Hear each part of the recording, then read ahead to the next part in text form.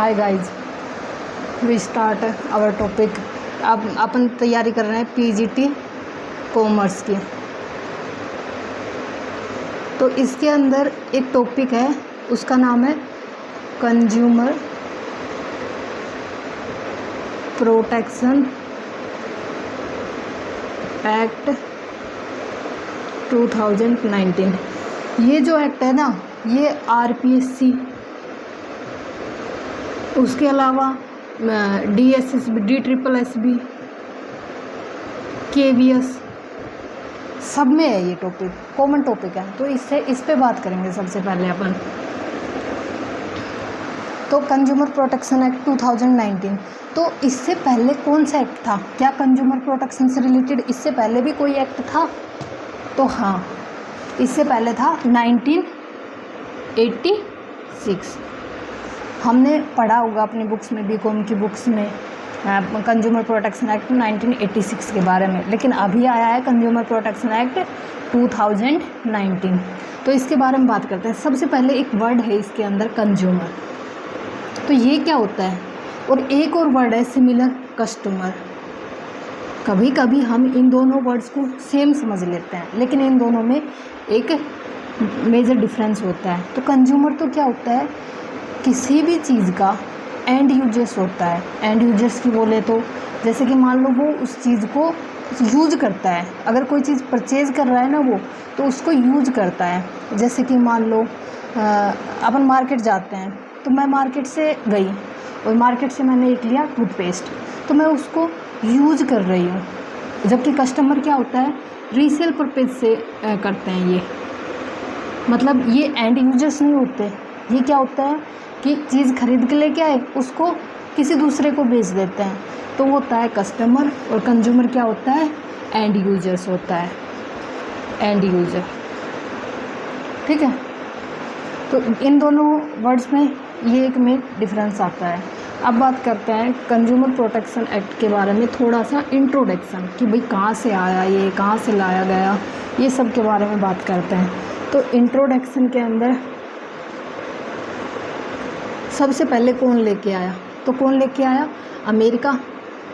America का PM था एक, पीएम का नाम क्या था?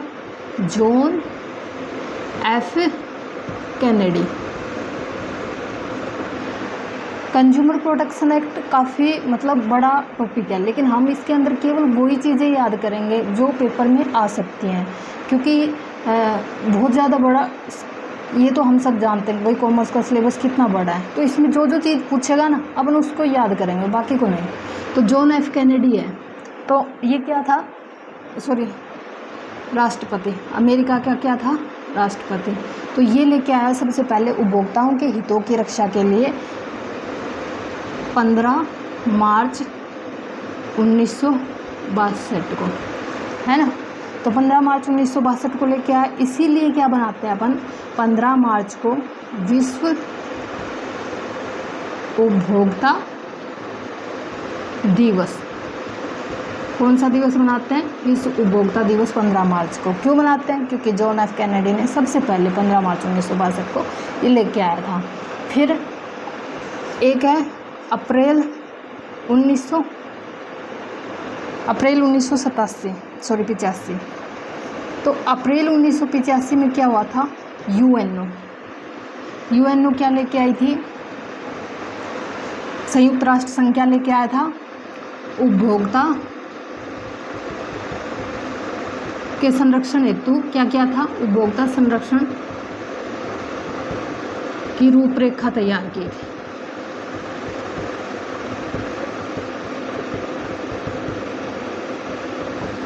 ठीक है ना। तो मेन तो ये है, ये अगर ये वाली डेट है, इसे तो आप 9 अप्रैल थी, इसे तो आप अवॉइड भी कर सकते हो, पर मतलब ये वाली डेट है, ये अपन को याद रखनी है। अब बात करते हैं नेशनल लेवल पर। ये तो हो गया इंटरनेशनल लेवल पर। अब नेशनल लेवल पर बात करें, अपने इंडिया में कब आया? तो इंडिया में अपन को पता है 1986 आया था। और 1986 के टाइम पे पीएम कौन था? राजीव गांधी। तो राजीव गांधी के नेतृत्व में लाया गया, क्या लाया गया? Consumer protection act. Consumer protection act 1986, ठीक है ना। तो ये लाया गया था पीएम राजीव गांधी के नेतृत्व में। और उस टाइम पे राष्ट्रपति कौन था? राष्ट्रपति को तो याद करना पड़ेगा ना, क्योंकि राष्ट्रपति तो सिग्नेचर करता है, तभी तो कोई भी विधेयक वो बनता है, कानून बनता है। तो राष्ट्रपति कौन था? ज्ञानी जेल सिंह। राष्ट्रपति कौन था उस समय? ज्ञानी जेल सिंह। अब ज्ञानी जेल सिंह ने कब सिग्नेचर किया इस पे? 24 दिसंबर 1986 को। कब सिग्नेचर किए? 24 दिसंबर 1986 को। और लागू कब किया गया? 24 दिसंबर 1986 को। तो क्या कर दिए थे? सिग्नेचर कर दिए थे और इसको वो बना दिया, लागू हुआ 15 मार्च 1987, ठीक है। तो क्या 15 मार्च 1987 को संपूर्ण भारत में लागू हो गया था? Answer is no. Jammu Kashmir को छोड़कर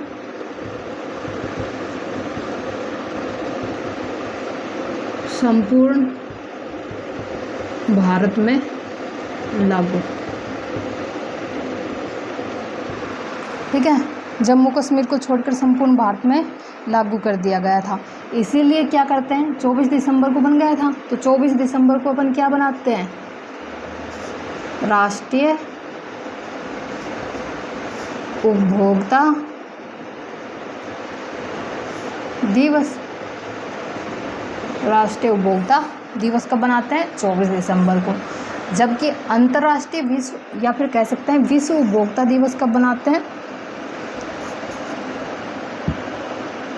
15 मार्च को। कब बनाते हैं? सॉरी, ये 15 अप्रैल आएगा, ध्यान नहीं रहा है ना। तो ऐसे याद कर लो, 15 मार्च को क्या बनाते हैं? विश्व उपभोक्ता दिवस। और मार्च के बाद कौन सा महीना आता है? एक महीना। तो 15 अप्रैल को क्या किया गया? 1987 में अपने इंडिया में लागू किया गया। ये 15 मार्च 1962 है और ये 15 अप्रैल 1987 में। 24 दिसंबर को क्या किए थे? राष्ट्रपति ने सिग्नेचर किए थे, इसलिए 24 दिसंबर को अपन क्या बनाते हैं? राष्ट्रीय उपभोक्ता दिवस। 15 मार्च को क्या बनाते हैं? विश्व उपभोक्ता दिवस। ये तो हो गया थोड़ा सा इंट्रोडक्शन 1986 के बारे में। अब बात करते हैं 2019 वाले की।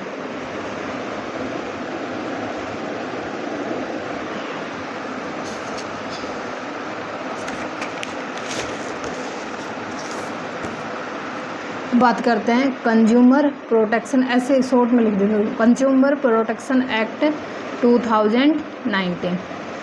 तो ये वही कब पेश किया गया? लोकसभा में कब पेश किया? किसने पेश किया? ये सब तो अपन को थोड़ा थोड़ा तो याद होना चाहिए। लोकसभा में पेश हुआ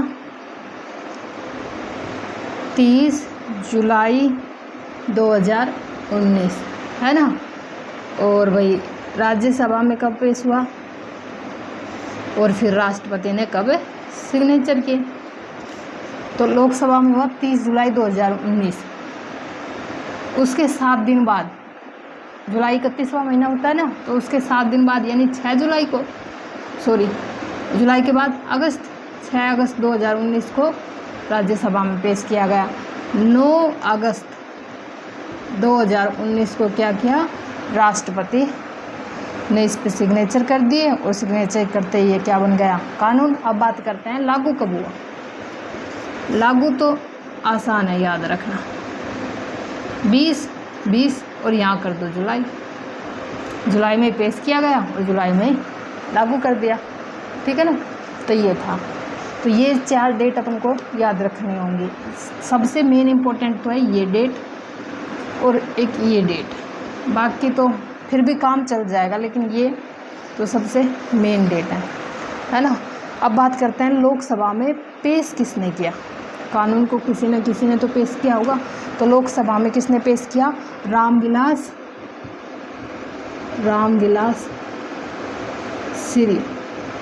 श्री रामविलास पासवान ने। और ये रामविलास पासवान कौन था भैया? मंत्री था। किसका? उपभोक्ता मामला उपभोक्ता मामलों के बारे में, खाद्य और सार्वजनिक मंत्री था ये।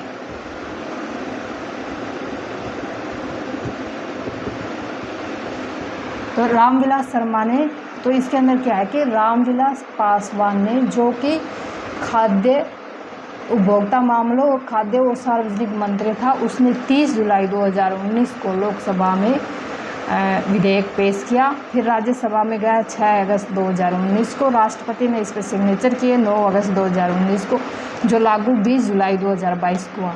तो 20 जुलाई और 9 अगस्त ये सबसे इम्पोर्टेंट डेट है। उसके बाद ये कंज्यूमर प्रोटेक्शन एक्ट 2019 जो आया, इसके अंदर मतलब कुल अध्याय कितने हैं? तो कुल अध्याय हैं 8, और धारा की बात करें तो धाराएं हैं 107। ये बात भी अपन को ध्यान रखनी है। अब भाई कंज्यूमर प्रोटेक्शन एक्ट जो 1986 था तो सही, फिर ये 2019 लाने की क्या ज़रूरत थी? तो 1986 के अंदर कुछ कमियां थी, उनको दूर करने के लिए कंज्यूमर प्रोटेक्शन एक्ट 2019 जो है वो लाया गया। तो कंज्यूमर प्रोटेक्शन एक्ट 2019 लाने का मेन उद्देश्य क्या था कि जो भी कंज्यूमर की शिकायतें हैं, उपभोक्ताओं की जो भी शिकायतें हैं, उनका जो भी लंबित शिकायतें हैं, लंबित मतलब ऐसी शिकायतें जिनका मतलब कई दिनों से समाधान ही नहीं हुआ, वो काफ़ी दिन से पड़ी हुई हैं, तो उनका जल्द से जल्द समाधान हो, ऐसा करने के लिए अपन लेके आए कंज्यूमर प्रोटेक्शन एक्ट 2019। उद्देश्य क्या था? उपभोक्ताओं की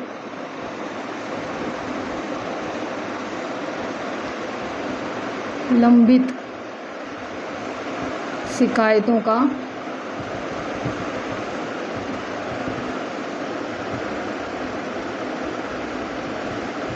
निवारण हेतु ये लेके आए अपन कंज्यूमर प्रोटेक्शन एक्ट 2019। ठीक है, तो अब 2-3 जो इसकी वो है सेक्शन, वो याद रखने होंगे अपन को। तो सेक्शन क्या है वो बात कर लेते हैं अपन। उद्देश्य हो गया, प्रोविज़न की बात और कर लेते हैं भाई। कंज्यूमर प्रोटेक्शन एक्ट 2019 के अंदर क्या क्या प्रोविज़न है?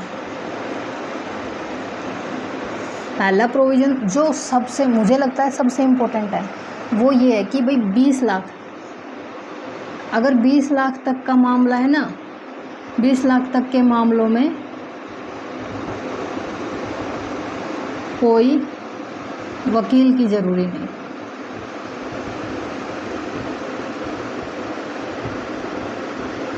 जनरली अपन क्या करते हैं भाई, कोर्ट में अगर केस लड़ने के लिए जाते हैं तो अपन को क्या चाहिए? वकील चाहिए। लेकिन कंज्यूमर प्रोटेक्शन एक्ट 2019 के अंदर बोला गया है कि अगर 20 लाख रुपीज़ तक के मामले हैं तो उसके अंदर आपको कोई भी वकील की ज़रूरी नहीं है। दूसरा इसके अंदर प्रोविज़न ये है, इसके अंदर ऑनलाइन या ऑफलाइन जो भी ट्रांजैक्शन होते हैं ना, उन दोनों को इंक्लूड किया गया, ऑनलाइन ऑफलाइन ट्रांजैक्शन को शामिल।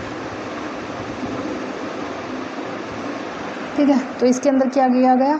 ऑनलाइन और ऑफलाइन दोनों प्रकार की जो भी बिजनेस एक्टिविटीज़ हैं या ट्रांजैक्शन हैं, ये भी बोल दे सकते हैं, या अपन बिजनेस एक्टिविटी भी बोल सकते हैं। दोनों को क्या किया गया? शामिल किया गया।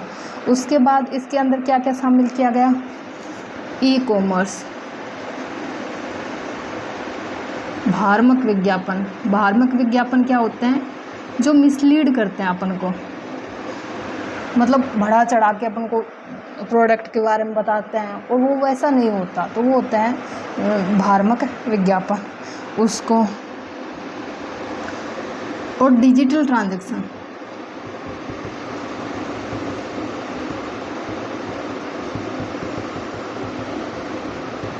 की समस्या को शामिल किया गया।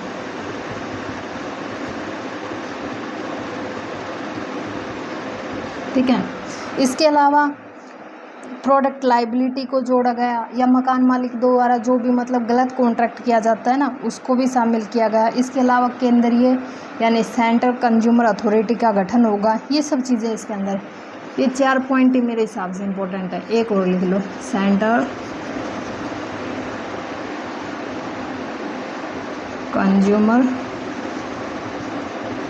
अथॉरिटी का गठन, ये इसके मेन प्रोविज़न थे। मेन प्रोविज़न क्या था, ये सबसे इम्पोर्टेंट है। और एक ही इम्पोर्टेंट है, सेंट्रल कंज्यूमर अथॉरिटी का गठन। ई कॉमर्स, फार्मक एक्टिविटी या डिजिटल ट्रांजैक्शन को भी इंक्लूड किया गया। ऑनलाइन ऑफलाइन ट्रांजैक्शन या बिजनेस एक्टिविटीज़ को भी शामिल किया गया। और 20 लाख तक के मामलों में किसी भी वकील की कोई ज़रूरी नहीं है। ये सब प्रोविज़न किसके हैं, कंज्यूमर प्रोटेक्शन एक्ट 2019 के।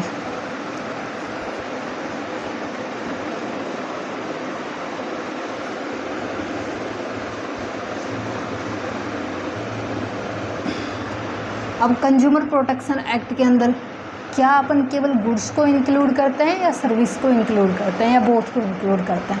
तो इसके अंदर गुड्स एंड सर्विस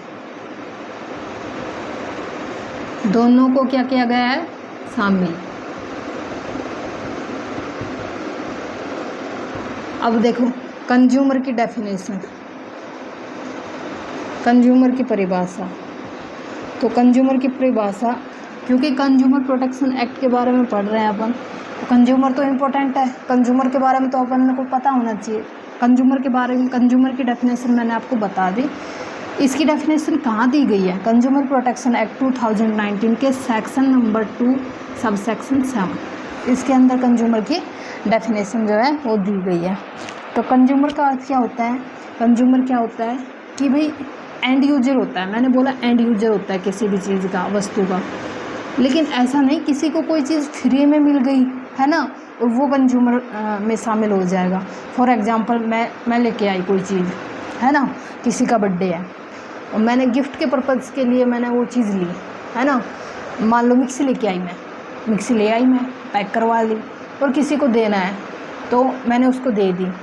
तो सामने वाले, मैं तो उसकी एंड यूजर नहीं हुई है ना, सामने वाला एंड यूजर है क्योंकि वो उसको यूज कर रहा है। तो इसका मतलब ये नहीं है कि भाई वो सामने वाला है वो कंज्यूमर बन जाएगा क्योंकि उसने कुछ पे ही नहीं किया। तो इसलिए कंज्यूमर के अंदर 2 चीज़ें अपन को याद रखनी है, एक तो एंड यूजर होना चाहिए, एक उसने कुछ ना कुछ पे किया हो, मतलब फ्री में नहीं मिली हो एटलीस्ट, तो अमाउंट भी पे किया हो। ये 2 चीज़ें याद रखनी है अपन को बस कंज्यूमर की डेफिनेशन के अंदर, एंड यूजर हो और कुछ ना कुछ अमाउंट उसने पे किया हो। इसके अंदर क्या कहते हैं कि भाई कंज्यूमर किसका हो सकता है, माल का भी उपभोक्ता हो सकता है और दूसरा सेवा का उपभोक्ता, दोनों को अपन इंक्लूड करते हैं। माल का उपभोक्ता, माल तो पता है और सेवा भी पता है। सेवा में जैसे होटल की सर्विस होगी, मतलब जिसे अपन, जैसे होता है ना कंप्यूटर में हार्डवेयर सॉफ्टवेयर, तो ऐसे ही समझ लो सर्विस क्या है, सॉफ्टवेयर, और माल क्या है, हार्डवेयर, जिसे अपन देख सकते हैं, छू सकते हैं, वो सब कुछ है। और सेवा है जिसको केवल फील कर सकते हैं, जैसे होटल के रूम की सर्विस हो गई है ना, और होटल में खाना खाने गए तो उसकी वो 2 होटल की सर्विसेज इसके अंदर इंक्लूड हैं, मेडिकल में हॉस्पिटल की सर्विसेज, इस टाइप से। तो ये इसके अंदर 2 हो गई मेन, ये याद रखना है अपन को। और एक ये याद रखना है एंड यूजर और अमाउंट पे किए हो।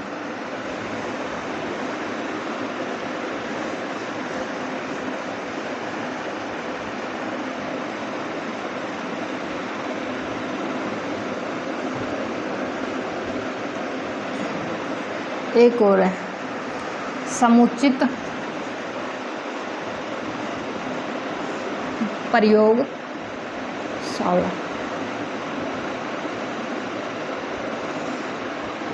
प्रयोगशाला मीन्स लेबोरेटरी है ना। तो इसके अंदर क्या करते हैं अपन, समुचित प्रयोगशाला की डेफिनेशन कौन से सेक्शन के अंदर दी गई है, सेक्शन नंबर 22 है ना। तो समुचित प्रयोगशाला वो प्रयोगशाला है या ऐसी संस्था संगठन प्रयोगशाला जिसे केंद्र सरकार द्वारा अधिसूचित किया जाए, ऐसी संस्था, संगठन या फिर बोल सकते हैं अपन प्रयोगशाला जिसे केंद्र सरकार द्वारा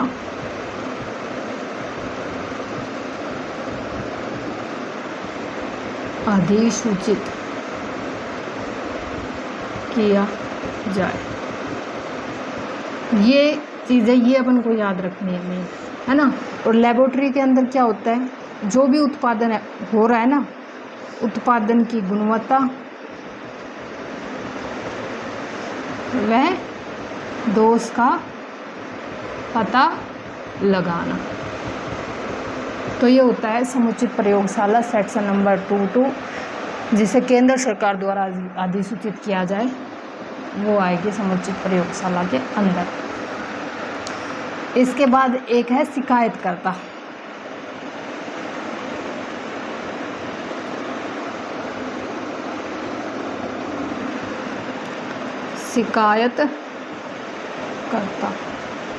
शिकायतकर्ता की डेफिनेशन है सेक्शन नंबर 25 के अंदर।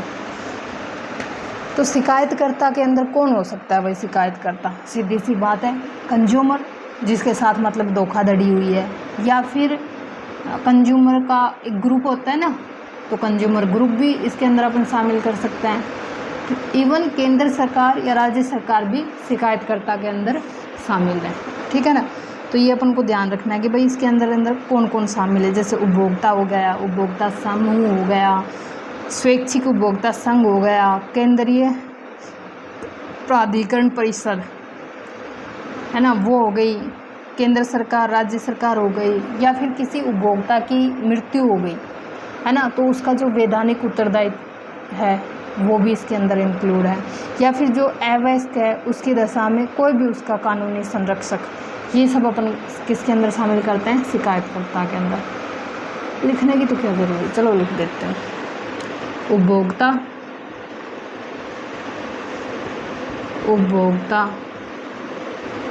संघ या समूह भी बोल सकते हैं, कोमा केंद्रीय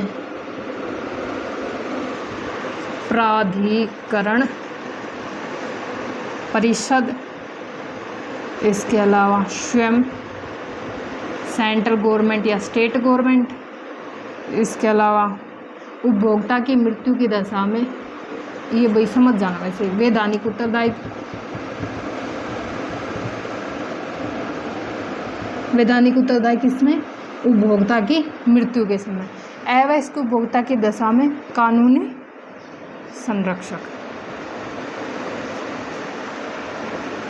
बाकी तो सब याद रहेगा, बस ये याद रख लेना, वैधानिक उत्तरदायित्व भी इसके अंदर इंक्लूड है, और एक कानूनी संरक्षक अवयस्क की दशा में, और एक ये केंद्रीय प्राधिकरण परिषद। जो अपन को कंफ्यूज करेंगे एग्जाम में, अपन को ये लगेगा कि भाई केंद्रीय प्राधिकरण परिषद तो एक खुद काउंसिल है, इसको अपन शिकायतकर्ता के अंदर कैसे इंक्लूड कर सकता है? तो अपन को बस ये याद रखना है केंद्रीय प्राधिकरण परिषद, बाकी तो याद रह ही जाएगा।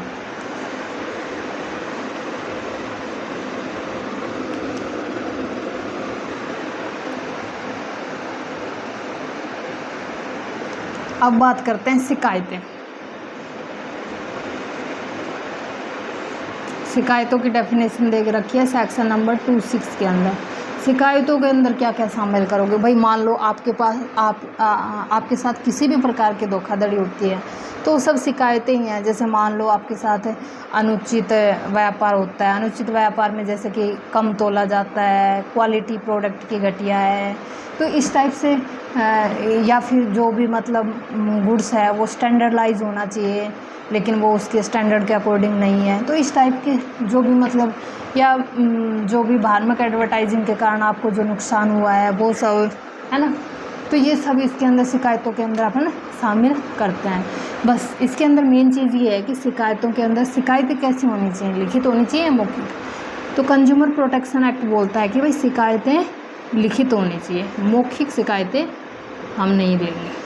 तो ये कैसी शिकायतें लेते हैं? लिखित शिकायतें लेते हैं। तो बस ये मेन बात है इसके अंदर शिकायतों का। अब सबसे इम्पोर्टेंट,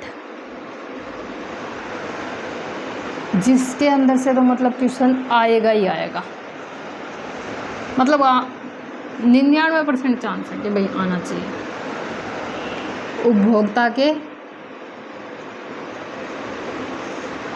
अधिकार, सेक्शन नंबर 29, ये सेक्शन भी याद रखना है, सेक्शन नंबर 29। देखो 3 का पहाड़ा आता है ना याद करने की, सबको पता है, नहीं पता तो अब जान लेंगे कि भाई उपभोक्ता के कितने अधिकार हैं, 6। 3 का पहाड़ा जब शुरू करें तो 3 दूनी 6, 3 तिया 9, 6 के बाद 9, तो बस 6 तो याद रखना कि भाई उपभोक्ता के अधिकार हैं। और सेक्शन नंबर 29 के अंदर क्या है, उपभोक्ता के अधिकारों में क्या क्या शामिल है, उनके डेफिनेशन अपन को इंक्लूड कर रहे हैं इसके अंदर। तो ये छोटी सी ट्रिक है भाई याद करने की। अब 6 अधिकार कौन कौन से हैं? सबसे पहला सुरक्षा का अधिकार,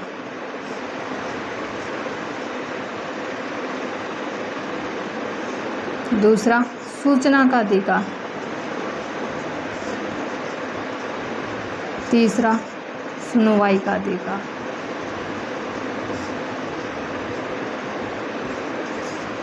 चयन का अधिकार,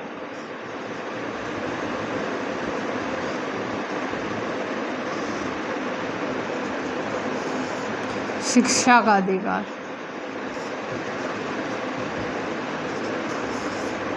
क्षतिपूर्ति का अधिकार। तो इसके अंदर क्वेश्चन कैसे बनेगा, मान लो कि 3 ऑप्शन में तो इनमें से कोई दे दिया है ना इन अधिकार को, और चौथा खुद से कुछ लिख दिया, तो आपको छांटना है कि भाई निम्न में से कौन सा उपभोक्ता का अधिकार नहीं है। तो सीधे सीधे 4 तो सह से ही शुरू हो रहे हैं, सुरक्षा का अधिकार, सूचना का अधिकार, सुनवाई का अधिकार और शिक्षा का अधिकार। एक चयन और एक क्षतिपूर्ति का अधिकार है। तो जो सुरक्षा का अधिकार है ना वो क्या है,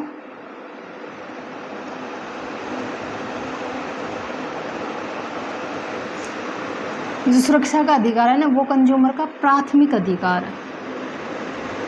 सबसे पहले तो भाई सुरक्षा ही ज़रूरी है,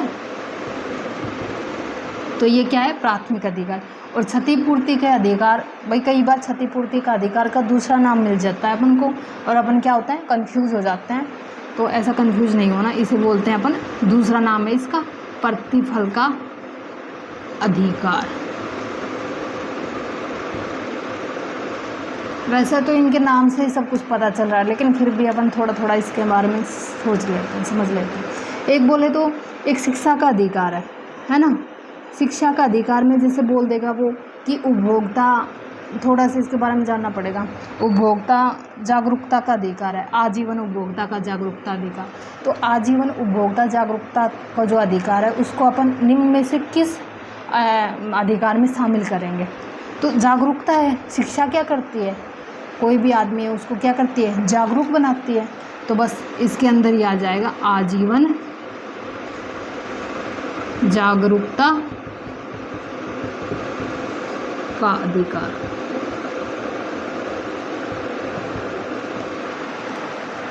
पूछ लेगा अपन से कि भाई आजीवन जागरूकता का अधिकार निम्न में से किन अधिकारों में शामिल है? तो अपन बताएंगे आजीवन जागरूकता का अधिकार शिक्षा के अधिकारों में शामिल है। तो सबसे पहले बात करते हैं सुरक्षा का अधिकार। तो जो सुरक्षा का अधिकार है ना वो अपन को क्या करता है कि भाई मतलब अगर अपन कोई भी चीज़ लाने जा रहे हैं ना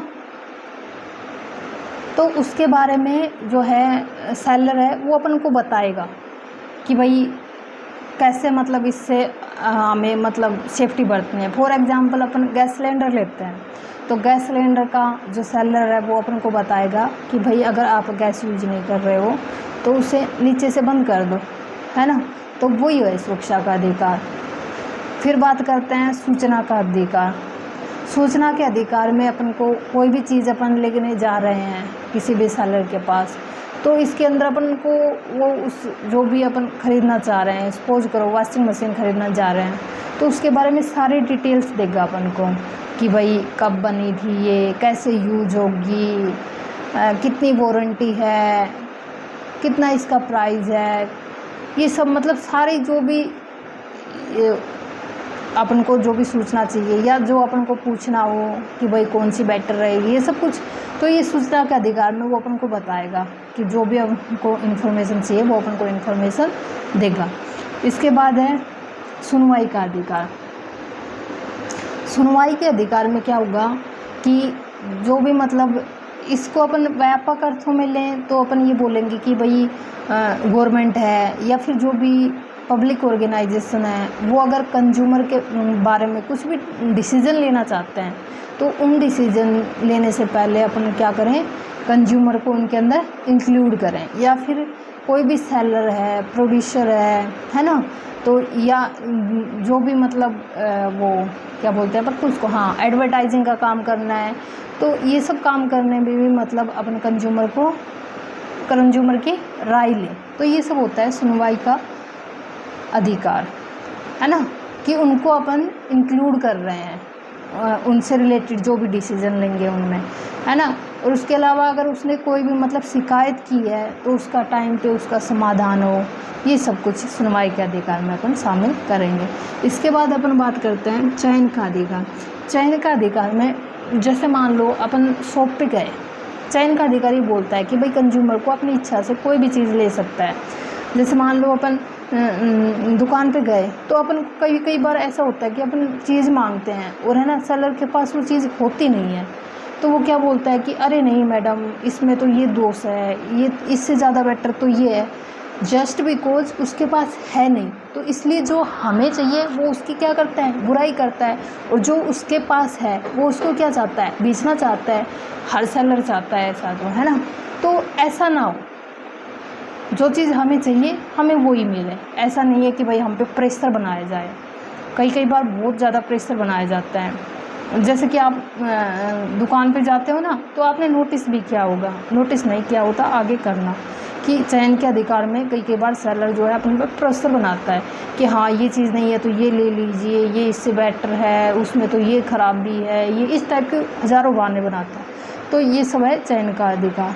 इसके बाद शिक्षा का अधिकार तो है ही, जैसे कि भाई इसके अंदर अपन को क्या किया जाता है, कंज्यूमर को जागरूक किया जाता है। और कंज्यूमर को जागरूक करने के लिए कंज्यूमर ऑर्गेनाइजेशन बनाए गए हैं, है ना। उसके अलावा जो भी एजुकेशन इंस्टीट्यूट है ना, उसके अंदर भी मतलब ये शिक्षा का अधिकार फैलाया गया। जैसे कि मान लो अपन ये कंज्यूमर प्रोटेक्शन एक्ट पढ़ रहे हैं 2019, तो ये कहीं ना कहीं हमारे सिलेबस में है और इससे कहीं ना कहीं हमें नॉलेज मिलेगी। तो ये क्या है, जागरूकता ही है कि हम इसे पढ़ रहे हैं तो हम जानेंगे कि भाई हम कंज्यूमर हैं तो हमारे क्या क्या राइट्स हैं, कहाँ अपन शिकायत कर सकते हैं, क्या प्रोसीजर है, ये सब कुछ मतलब हम इसके बारे में जानेंगे। तो ये है शिक्षा का अधिकार, जिसके लिए अपन गवर्नमेंट ने क्या बनाया, कंज्यूमर ऑर्गेनाइजेशन भी है इसके लिए, और साथ ही साथ में जो भी शैक्षणिक संस्थान है उनको भी मतलब इस बात का ध्यान रखना चाहिए।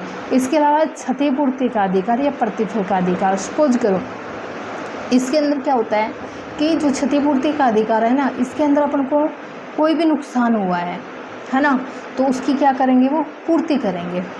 जैसे कि मान लो अपन ने कोई गलत मेडिसिन ले ली, हालांकि अपन ने ध्यान रखा है इस बात का कि भाई हमें जो भी मतलब सूचना चाहिए थी उसके बारे में वो सब प्रोवाइड की गई, हम सचेत थे, सजग थे, लेकिन उसके बाद भी हमारे साथ किसी भी प्रकार की धोखाधड़ी हुई है और उस धोखाधड़ी से हमें नुकसान हुआ है, तो इसके बदले में वो क्या करेंगे, कोई भी चीज़ ख़राब आ गई तो उसके बाद उसके लिए वो रिस्पॉन्सिबल हैं, अपन शिकायत करेंगे तो, और वो सेम चीज़ या तो अपन को सेम चीज़ देंगे या फिर रुपीज़ देंगे, जो अपना नुकसान हुआ है उसकी पूर्ति करेंगे।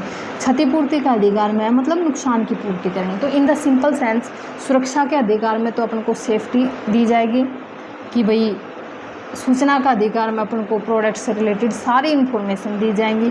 सुनवाई के अधिकार में अगर अपन कोई भी शिकायत करते हैं तो उसको सुना जाएगा और साथ ही साथ में कंज्यूमर को इंक्लूड भी किया जाएगा। चयन के अधिकार में अपन को चूज़ करने का है, बहुत सारी चीज़ें हैं मार्केट में, उनमें से हमें कौन सी चाहिए, कोई भी मतलब सेलर है वो अपन को प्रेशर नहीं बना सकता कि भाई ये चीज़ ले लो। शिक्षा के अधिकार में जागरूक किया जाएगा और क्षतिपूर्ति के अधिकार में अपन को जो भी नुकसान हुआ उसकी पूर्ति की जाएगी। ये थे कंज्यूमर के राइट, जो बहुत ही ज़्यादा इम्पोर्टेंट है, वेरी वेरी इम्पोर्टेंट।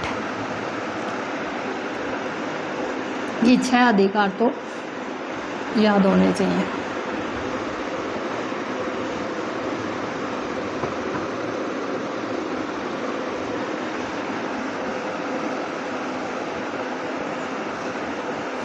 एक है उपभोक्ता विवाद,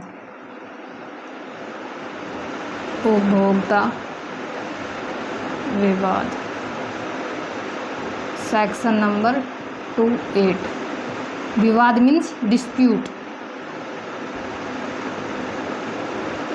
तो ये डिस्प्यूट्स क्या होते हैं? जैसे मान लो कि उपभोक्ता ने शिकायत की किसी भी सेलर के लिए कि भाई इसने मेरे साथ धोखाधड़ी की और मुझे इसका नुकसान हुआ है, और सेलर ने बोला नहीं मैंने तो कोई धोखाधड़ी नहीं की, सेलर ने मना कर दिया कि भाई मैंने धोखाधड़ी नहीं, तो उपभोक्ता और सेलर के बीच में क्या होगा? डिस्प्यूट होगा, विवाद होगा। एक बोलेगा की है, एक बोलेगा नहीं की मैंने, तो दोनों के बीच में क्या हुआ? डिस्प्यूट। ये सेक्शन नंबर 28 के अंदर इसे बोलते हैं अपन कंज्यूमर डिस्प्यूट।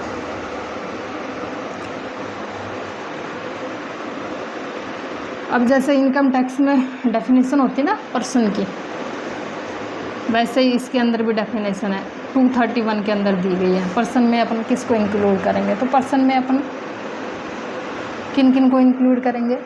फर्म को इंक्लूड करेंगे। अब फर्म कैसी हो? रजिस्टर्ड हो या अनरजिस्टर्ड हो, कैसी भी हो, चाहे रजिस्टर्ड हो चाहे अनरजिस्टर्ड हो, कोई फ़र्क नहीं पड़ता। HUF को भी इंक्लूड करेंगे, AOP को भी इंक्लूड करेंगे, चाहे वो रजिस्टर्ड हो चाहे वो अनरजिस्टर्ड हो, कोई फ़र्क नहीं पड़ता। उसके अलावा BOI को भी इंक्लूड करेंगे। इन सबको अपन इंक्लूड करेंगे इसके अंदर, व्यक्ति के अंदर। और इसके अलावा कृत्रिम न्यायिक व्यक्ति को भी अपन इंक्लूड करेंगे। ठीक है, तो ये है पर्सन की डेफिनेशन। निर्माता की बात करें,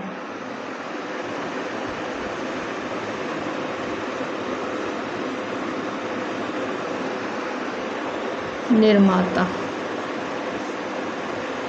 सेक्शन नंबर 224। निर्माता का मतलब मैन्युफैक्चरर। तो मैन्युफैक्चरर का अपन क्या सोचते हैं कि जिसने कुछ ना कुछ बनाया हो अपनी कंपनी के अंदर। बात सही है, मैन्युफैक्चरिंग के अंदर वही आएगा जो किसी भी वस्तु का निर्माता हो, या फिर उसने जो भी, कई बार अपन स्पेयर पार्ट्स नहीं बनाते, तो स्पेयर पार्ट्स बनाए हो या तो गुड्स बनाई हो, या फिर स्पेयर पार्ट्स का निर्माण किया हो, या फिर कई क्या करते हैं कि कई बार क्या होते हैं कि जो सेलर होता है ना, वो मतलब चीज़ बनवाते तो किसी और से हैं और फिर खुद की लेबल चिपका के मार्केट में बेचते हैं। तो अब हम किसको पकड़ेंगे? जिसकी लेबल है उसको, तो बस वो भी इसके अंदर इंक्लूड है।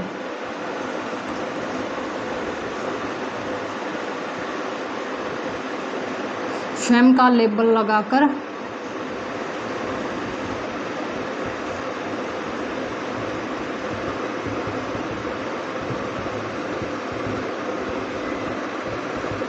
तो इसके अंदर वो भी शामिल है। कौन कौन शामिल है मैन्युफैक्चर के अंदर?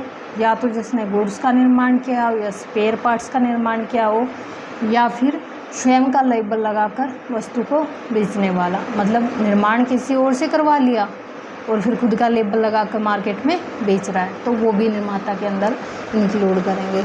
बाकी का टॉपिक बाकी इसके अंदर बचा हुआ है एक और मेन टॉपिक, जिसके अंदर जिला मंच, राष्ट्रीय आयोग, ये सब कुछ है, जिससे भी एक क्वेश्चन आने की पूरी संभावना है। उसकी हम कल चर्चा करेंगे। आज के लिए इतना ही।